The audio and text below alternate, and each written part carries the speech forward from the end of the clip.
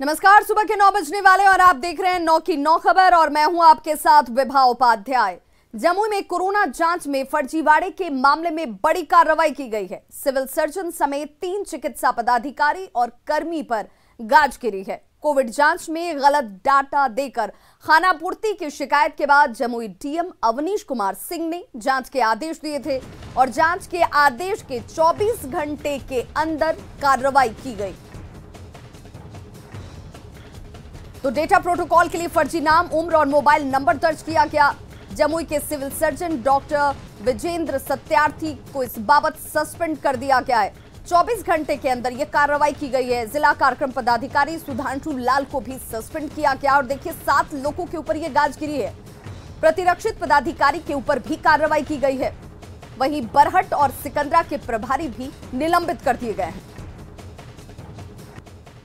जांच के क्रम में कतिपय प्रखंडों में इस बात को सत्य पाया गया है कि जिन लोगों के नाम रजिस्टर में अंकित हैं वास्तव में उन लोगों की टेस्टिंग नहीं हुई थी।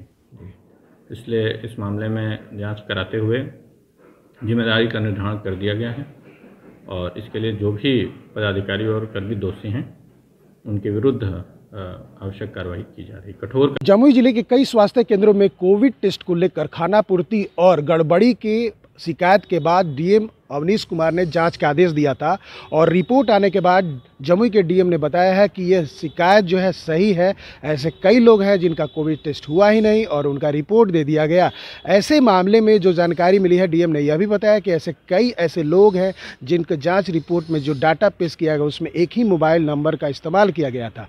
डीएम ने यह भी अभी जानकारी दिया है कि जमुई जिले के सिविल सर्जन, साथ ही बरहट और सिकंदरा के जो प्रभारी हैं उनको निलंबित कर दिया गया है। साथ ही कई ऐसे जो स्वास्थ्य कर्मी हैं, पदाधिकारी हैं जिनको निलंबित किया गया है। साथ में जिला प्रतिरक्षण पदाधिकारी को भी सस्पेंड किया गया है, जैसा कि डीएम ने जानकारी दिया। साथ ही बता दें कि डीएम ने यह भी संकेत दिया है कि आगे और कार्रवाई होगी और सख्त कार्रवाई होगी, जैसा कि डीएम ने बताया है। केसी कुंदन, न्यूज़ 18 जमुई। तो देखिए, बिहार में कोरोना जांच में गड़बड़ी का ये पूरा मामला, जिसमें 3 चिकित्सा पदाधिकारी के ऊपर गाज गिरी है, प्रशिक्षित अधिकारी पर कार्रवाई की गई है और जांच के बाद ये तमाम कार्रवाइयां ये बताने की पूरी तौर पर कोशिश की अगर इस मामले में कहीं पर कोई दोषी है तो उसे बख्शा नहीं जाएगा। कोरोना जांच में फर्जीवाड़े का ये मामला प्रकाश में आने के साथ ही 24 घंटे के अंदर कार्रवाई की गई, जिसमें 7 लोगों के ऊपर ये गाज। और सहयोगी केसी कुंदन हमारे साथ इस वक्त ज्यादा जानकारी के साथ फोन लाइन पर जमुई से जुड़ गए हैं। केसी कुंदन, क्या ये माने कि ये सिर्फ 7 तक ही आंकड़ा कार्रवाई के तौर पर नहीं रुकने वाला है? जो लोग और जिन जिन स्तरों पर ये खामी पाई गई या गलतियां निकली हैं उनके ऊपर आने वाले वक्त में गंभीर कार्रवाई? जी विभा, बता दूं कि जैसा कि डीएम अवनीश कुमार सिंह ने बताया कि जो प्रथम दृष्टया जो कार्रवाई की गई है बड़े अधिकारियों पर की गई है, जिसमें सिविल सर्जन और जो जिला प्रतिरक्षण पदाधिकारी के अलावा 2 प्रखंड के चिकित्सा पदाधिकारी को निलंबित किया गया है।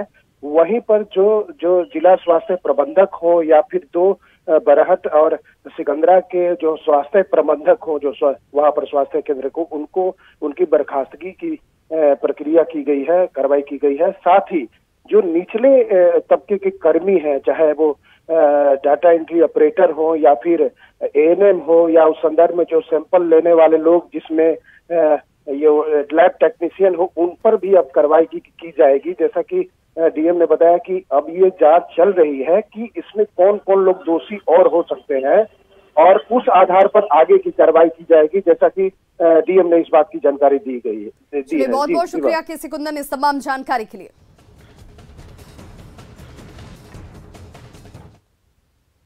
तो बिहार में कोरोना जांच में गड़बड़ी का पूरा ये मामला और गड़बड़ी के आरोपों पर मुख्यमंत्री नीतीश कुमार बेहद गंभीर, इसे लेकर उन्होंने बयान भी दिया। एक जिले से मामला जरूर सामने आया है और इस मामले के सामने आने के साथ जांच की शुरुआत भी कर दी गई है। मामले की पूरी जांच की जा रही है और जहां भी गड़बड़ी हुई वहां पर कार्रवाई हुई है। आगे भी ऐसी कार्रवाइयां होंगी। मुख्यमंत्री नीतीश कुमार की तरफ से इस पर गंभीर बयान सामने।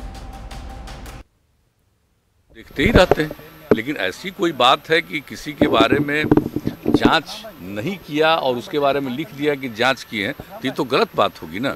तो ऐसे लोगों पर तो कार्रवाई होगी, लेकिन ये पूरी की पूरी जांच कर रहे हैं एक आध जगह के बारे में उनको इन लोगों को एक लगा है, उसके बारे में पूरी जांच कर रहे हैं और हमको पूरी जानकारी उन लोगों ने दी है स्वास्थ्य विभाग के प्रधान सचिव ने। अब तो आए हैं तब तो पूरा डिटेल और बताएंगे।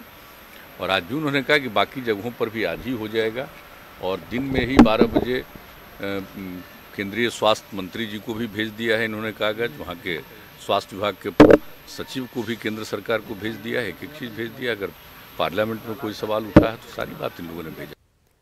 खबर मुजफ्फरपुर से, जहां पर बाइक सवार अपराधियों ने एक पूर्व सैनिक से 80,000 रुपए छीन लिए। घटना सदर थाना इलाके के कच्ची पक्की के पास की है।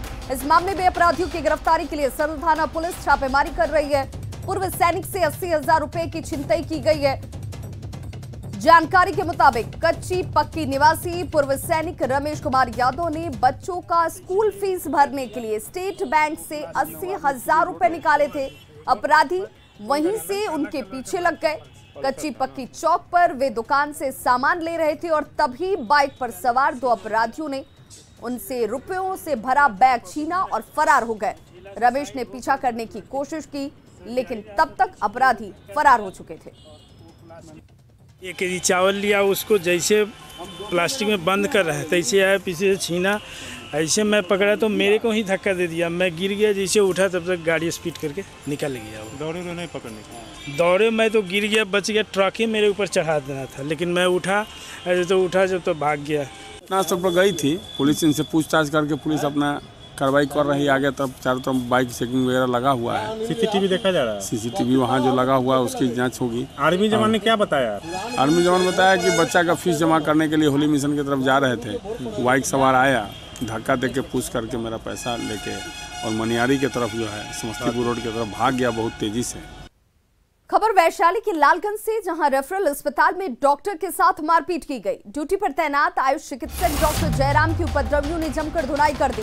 रेफरल अस्पताल में डॉक्टर के साथ मारपीट की गई है। बताया जा रहा है कि हादसे में शिकार मरीज के साथ कुछ उपद्रवी तत्व अस्पताल पहुंचे और डॉक्टर के साथ मारपीट शुरू कर दी गई। देखिए ये सीसीटीवी फुटेज जो इस वक्त आपके सामने है, अस्पताल में लगा हुआ कैमरा जिसमें ये तमाम तस्वीरें और वारदात कैद हुए। मारपीट की तस्वीरें अस्पताल में लगे इसी सीसीटीवी कैमरे की हैं। इस तस्वीर में साफ नजर आ रहा है कि कैसे उपद्रवी तत्वों ने डॉक्टर के साथ मारपीट की, हंगामा किया गया और घायल मरीज को ये तमाम उपद्रवी जो वहां पर मौजूद थे वो अपने साथ लेकर फरार हो गए। घटना की सूचना मिलने के बाद लालगंज की पुलिस दल बल के साथ मौके पर जरूर पहुंची और अब फिलहाल आरोपियों की तलाश की जा रही है। दवा वगैरह भी दिलवा दिया था हमें, ठीक है। उसके बाद जो है उसके घर से 4-5 लड़के आए, वो कहने लगे कि अगर मेरा भाई को कुछ हो जाएगा, अब चलिए वहाँ से देखिए, मेरा भाई को अगर कुछ हो जाएगा तो ये अब मैं ले गया हमको। फिर गेट के एंट्री पास में कोरोना का एक पेशेंट देख रहा था, उसका जांच करवा रहा था, पुर्जा ले गया और हॉस्पिटल के गेट के एंट्री करते ही, मतलब मेन दरवाजा के इमरजेंसी के एंट्री करते ही हमको 3-4 लड़के हाथ लाते मुक्के जो है मारने लगे।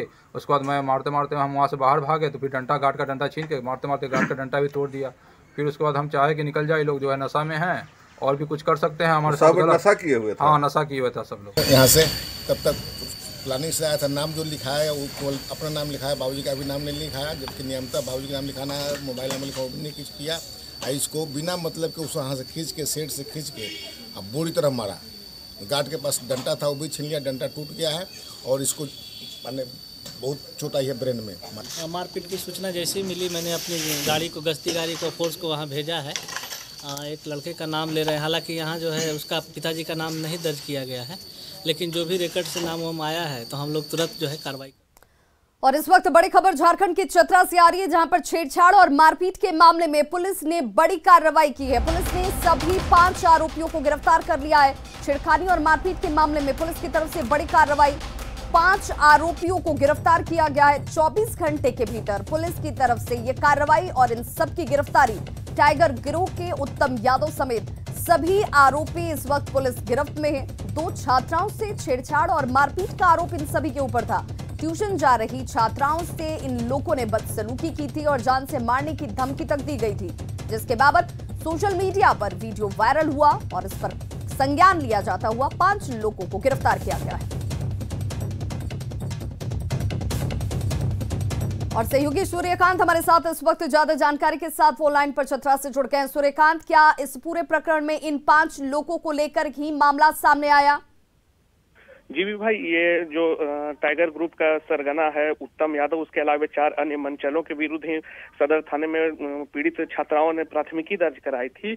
और इन्हीं छात्राओं ने स्कूल जा रहे ट्यूशन जा रही छात्राओं को बीच सड़क रोककर उनसे छेड़छाड़ किया था और विरोध करने पर उनके साथ मारपीट की गई थी और सरेराह उनको जान से मारने की धमकी भी दी गई थी। और सबसे बड़ी बात है विभाग की, इस मारपीट की घटना में जो वीडियो वायरल हुआ था उसमें एक बहादुर बेटी ने अपनी तत्परता से और अपना हिम्मत दिखाते हुए इन 5 मंचलों से खुद भिड़ गई थी और वो इन लोगों के साथ वो भी लगातार काउंटर कर रही थी कि इस तरह का घटना को अंजाम ना दिया जाए उसके साथ और छेड़छाड़ की घटना ना हो। हालांकि वीडियो वायरल होने के बाद पुलिस दबाव में थी, जिसके बाद एसपी ने ऋषभ झा के अविनाश कुमार एसडीपीओ के नेतृत्व में टीम का गठन किया था। जो गिरफ्त में इस वक्त हैं, ये सभी का आपराधिक रिकॉर्ड है?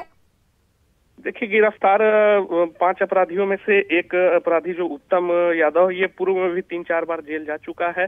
ये एक आपराधिक गिरोह टाइगर ग्रुप नाम का संगठन चलाता है और वो लोगों को डरा धमका कर लेवी की वसूली करने के फिराक में लगा रहता है। पुलिस पूर्व में भी इसे गिरफ्तार करके जेल भेज चुकी है। इसके अलावा जो 4 अन्य हैं वो छात्र हैं। जी, और ये सभी क्या इसी गाँव से ताल्लुक रखते हैं जहाँ से ये छात्राएं थी? देखिए, उत्तम यादव तो उसी मोहल्ले का रहने वाला है, जबकि जो 4 अन्य युवक हैं मंचले हैं वो अलग अलग क्षेत्रों के रहने वाले हैं। और पुलिस इन सभी से सदर थाने में पूछताछ कर रही है और इस पूरे मामले में आज Chatra SP Rishabh Jha press conference कर मामले की जानकारी दे सकते हैं। चलिए, बहुत बहुत शुक्रिया सूर्यकांत इस तमाम जानकारी के लिए। पटना पुलिस ने 30 सितंबर को गायब हुए युवक रामबाबू के अपहरण और हत्या के मामले में किसी भी तरह की लापरवाही से इनकार किया है। पुलिस ने मामले का खुलासा करते हुए मुख्य आरोपी नवनीत के अलावा बेतिया शहर के कालीबाग निवासी गोलू कुमार और रुपेश कुमार को गिरफ्तार कर लिया है। पुलिस ने वारदात में इस्तेमाल की गई कार भी बरामद कर ली है और उस पिस्टल को भी जब्त कर लिया गया जिससे रामबाबू को गोली मारी गई थी। अपहरण कर लूटपाट और फिर हत्या को अंजाम दिया गया। जब नवनीत कुमार से पूछताछ की गई तो यह स्पष्ट हुआ कि पहले नवनीत कुमार अपने साथियों के साथ बहुत समय से योजना बना रहे थे। 8 जनवरी से ये योजना बना रहे थे, चूँकि फाइनेंशियल क्रंच था इनको, तो इन्होंने एक प्लान बनाया अपने दोस्तों के साथ मिलकर कि जो मृतक हैं उनके फादर के पास कुछ पेंशन की इनकम आई थी, उस इनकम को ये लोग फिरौती के रूप में मांगने का प्लान बना रहे थे, योजना तैयार कर रहे थे। मधुबनी में खजौली विधानसभा सीट से बीजेपी विधायक अरुण शंकर प्रसाद को फोन पर जान से मारने की धमकी दी गई है। विधायक ने इस मामले में बासोपट्टी थाने में प्राथमिकी दर्ज कराई है। बीजेपी विधायक अरुण शंकर प्रसाद के मुताबिक उनके फोन पर शुक्रवार देर शाम एक कॉल आता है। ट्रू कॉलर में प्रदीप राय मिस्त्री नाम से शो कर रहा ये नंबर। जब उन्होंने इस फोन को उठाया तो उनसे अपनी मां के इलाज के बारे में बातचीत की जाती है। खर्च इलाज के लिए जो होने वाले थे उसके बहाने रंगदारी की मांग की जाने लगी। विधायक का ये कहना है कि उन्होंने उसे समझाते हुए फोन को काट दिया, लेकिन इसी नंबर से दोबारा कॉल आने पर गाली गलौज करने के साथ ही गोली मारने की धमकी तक दी गई। फिलहाल विधायक ने बासोपट्टी थाने में केस दर्ज कराया है और बताया जा रहा है कि फोन चंडीगढ़ से आया था और फोन करने वाला शख्स बासोपट्टी थाना के बीरपुर गांव का निवासी है। फिलहाल पुलिस इस मामले की तहकीकात में जुटी है।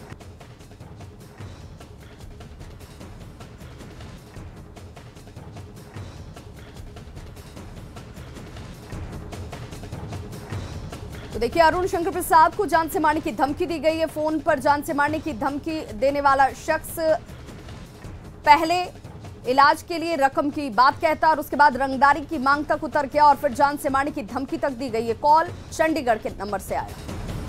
एक बार फिर से आप सभी का बहुत स्वागत है। खबर रांची से खुलने वाली बसों से जुड़ी हुई, जिसमें यात्रियों से अधिक माल ढुलाई की जा रही है। यहां ट्रैफिक नियमों को ताक पर रखकर बस की छतों पर माल लूट किया जाता है। देखिए, आपके सामने वो तस्वीरें हैं जिन बसों से यात्रियों को यात्रा कराई जानी थी। उन बसों पर देखिए कैसे सामानों की ढुलाई की जा रही है।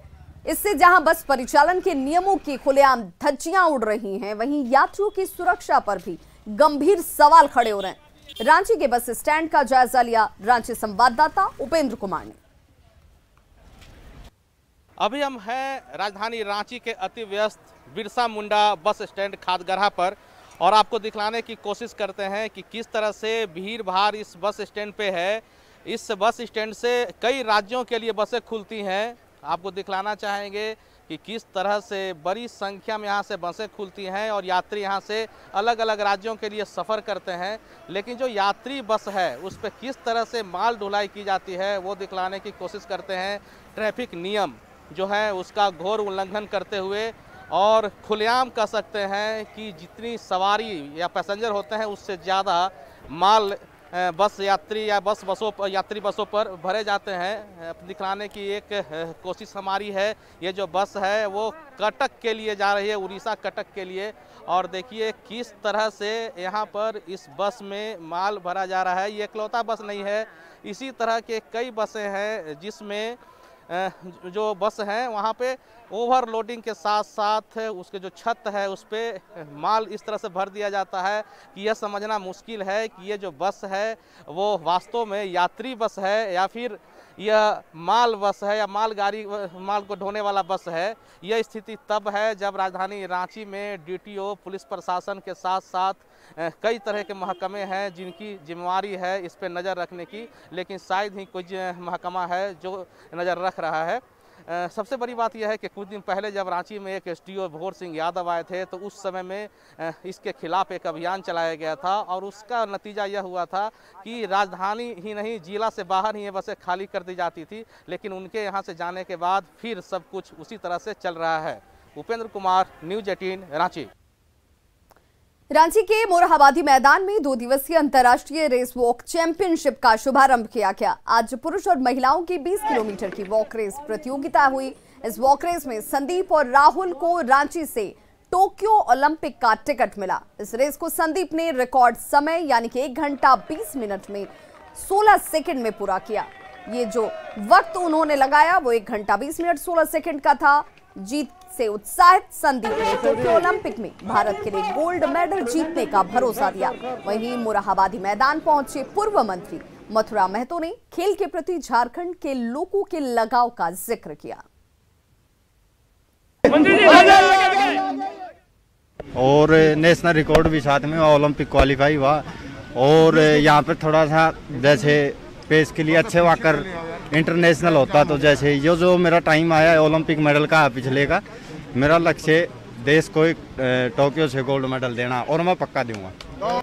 आज एथलेटिक के माध्यम से भी हम लोगों ने देखा कि हमारे यहाँ से इवेंट तैयार होके और यहाँ का इवेंट आज मतलब नेशनल खेलेंगे और गोल्ड मेडल लाएंगे, ऐसा उम्मीद भी है। और हम लोग इन लोग का आभार करते हैं ऐसे खिलाड़ी को जो झारखंड का नाम रोशन कर रहे हैं और झारखंड खेल के रांची के मोरहाबादी मैदान में झारखंड ओलंपिक संघ की ओर से 20 किलोमीटर वॉक रेस का आयोजन किया जा रहा है और इस रेस को 1 घंटा 20 मिनट 16 सेकंड के रिकॉर्ड समय में पूरा करने वाले संदीप कुमार भारतीय सेना में सूबेदार हैं। उन्होंने जीत के बाद न्यूज़ 18 से खास बातचीत में टोक्यो ओलंपिक में गोल्ड मेडल जीतने का भरोसा दिलाया।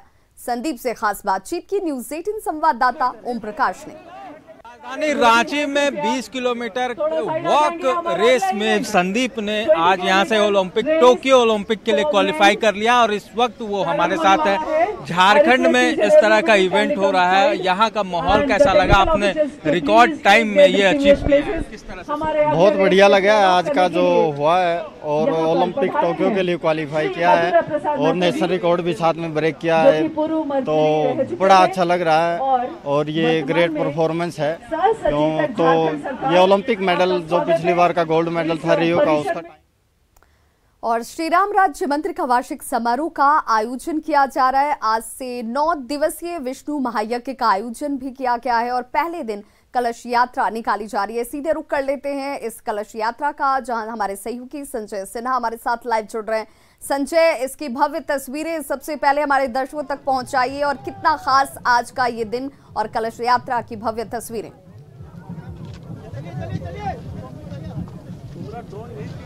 बिल्कुल विवाह धनबाद का जो बाघमारा का जो यहाँ पर ये भव्य यात्रा जो कलश यात्रा निकाली जा रही है, चिटाही धाम में जो श्री राम राज मंदिर है, आज उसका दूसरा वार्षिक महोत्सव है और खुद विधायक ढुलू महतो उनकी पत्नी सावित्री देवी कलश यात्रा में शामिल है। विधायक जी, कलश यात्रा आज मंदिर का दूसरा वार्षिक जो है महोत्सव है, क्या कहेंगे आज?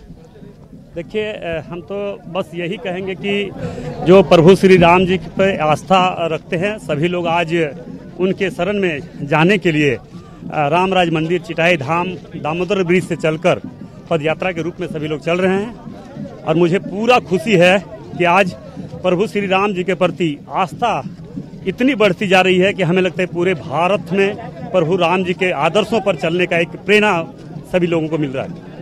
बिल्कुल, आदर्शों पर चलने का जो प्रभु श्री राम की जो प्रेरणा है वो प्रेरणा से काफी प्रेरित हैं विधायक जी। उनकी पत्नी सावित्री देवी से हम बात करेंगे कि मैडम, एक जो कह सकते हैं कि आज कलश यात्रा है, खुद आपके हाथों से कलश यात्रा निकाली जा रही है, क्या कहेंगे? प्रभु श्री राम के चरणों में मैं सबसे पहले कोटि कोटि धन्यवाद देती हूँ कि आज मुझे ये सौभाग्य प्राप्त हुआ है कि मैं कलश लेके उनके चरणों में जा रही हूँ। और तमाम राम भक्तों से मैं आग्रह करती हूँ कि प्रभु के प्रति अपनी आस्था बनाए रखें।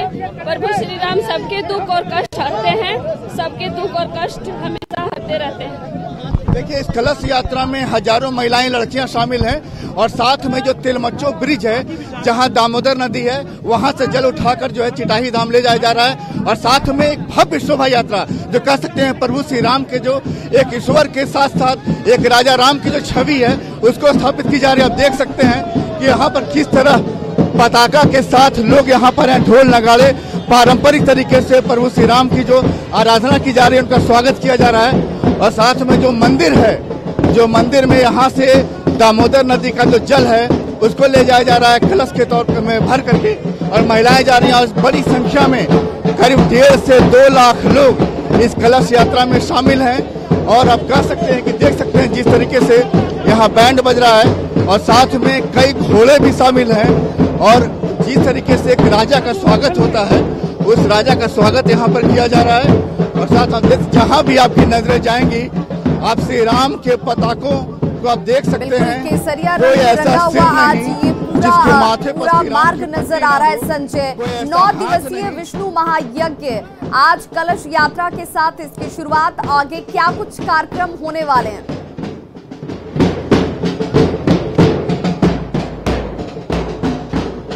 बिल्कुल, जैसा भी आप देख रहे हैं कि चारों तरफ यहाँ पर ढोल नगाड़े का शोर है और यहाँ पर सभी तरफ यहाँ से तिलमच्चों से जो चिटाई धाम के लिए यात्रा निकली है, कलश यात्रा निकली है, उस कलश यात्रा में लोग पूरे जोश और उत्साह के साथ लोग बढ़ रहे हैं। विधायक और उनकी पत्नी जो है चल रहे हैं, साथ में उनके पीछे पीछे तमाम कलश यात्रा जारी है। आप देख सकते हैं कि यहाँ पर किस तरह का भव्य नजारा है। यहाँ पर देखिए कि आप एक हजारों की भीड़ है, पीछे हजारों की भीड़ आगे है। बताया जा रहा है कि 1.5 से 2 लाख लोगों की भीड़ इस कलश यात्रा में शामिल है। आप देख सकते हैं कि कैमरे की नजर जाएगी, श्री राम के नारों की जो गूंज है और पताके हैं लहरा रहे हैं। और आप देख सकते हैं किस तरह का यहाँ पर नजारा, भव्य नजारा है। और इस नजारे में धर्म जो कह सकते हैं कि भक्ति और उसकी शक्ति का स्पष्ट अनुमान हो रहा होगा। आप देख रहे हैं कि जिस तरीके से विधायक, फिर देखिए यहाँ पर जो भीड़ है लोगों को हटाया जा रहा है। जो लोग यहाँ पर करीब आने की कोशिश कर रहे हैं उन्हें हटाया जा रहा है बाकायदा। और देख सकते हैं कि विधायक जी, ये काफी संख्या में लोगों की भीड़ उमड़ी है। यहाँ पर देख रहे हैं काफी संख्या में लोगों की भीड़ उमड़ी है, क्या कहेंगे? काफी संख्या में लोगों की भीड़ उमड़ी है, क्या कहेंगे? देखिए, प्रभु श्री राम जी के प्रति श्रद्धा रखने वाले लोग, उनके भक्त तो आएंगे ही। मैंने तो जो गाइडलाइंस मिला था उसी आधार पर हमने काम कर रहा था, मगर आज उनके आदर्शों पर चलने वाले लोग तो उनके शरण में जाएंगे ही। बिल्कुल, जो श्री राम के आदर्शों पर चलते हैं वो इस भव्य यात्रा में, कलश यात्रा में शामिल हैं। आप देख सकते हैं कि एक जो कह सकते हैं कि यहाँ की महिलाओं में गजब का उत्साह है कलश यात्रा को लेकर के, क्या कहेंगे आप? सब प्रभु श्री राम की कृपा है, जो उन पे आस्था और विश्वास रखते हैं उसको अपने आप सारे शक्ति मिल जाती है। बिल्कुल, सब प्रभु श्री राम की कृपा है। और जो भी इस भव्य कलश यात्रा में शामिल हैं सभी लोग यहाँ पर ये देख रहे हैं कि आप एक तरीके से आप देखिएगा यहाँ पर कि जैसा देख रहे हैं कि आप किस तरह यहाँ पर भीड़ में ठेलम ठेली है और लोग यहाँ पर आगे बढ़ने की कोशिश कर रहे हैं। विभा, बिल्कुल, वो तस्वीरें सचमुच भव्य हैं और प्रभु श्री राम जो कि कण कण में वास करते हैं और वही वो शक्ति भी देते हैं, जिसकी खूबसूरत तस्वीर इस वक्त हम अपने दर्शकों तक संजय आपके माध्यम से पहुंचा भी रहे हैं। इस यात्रा की जहां से शुरुआत हुई है, 9 दिनों तक ये यात्रा और इस यात्रा के भव्य स्वरूप जो है वो लोगों तक पहुंचेंगे। मैं यही जानना चाह रही थी कि इस खूबसूरत तस्वीर के साथ जरा ये भी बताइए कि 9 दिनों के इस विष्णु महायज्ञ में क्या कुछ होना है 9 दिनों तक।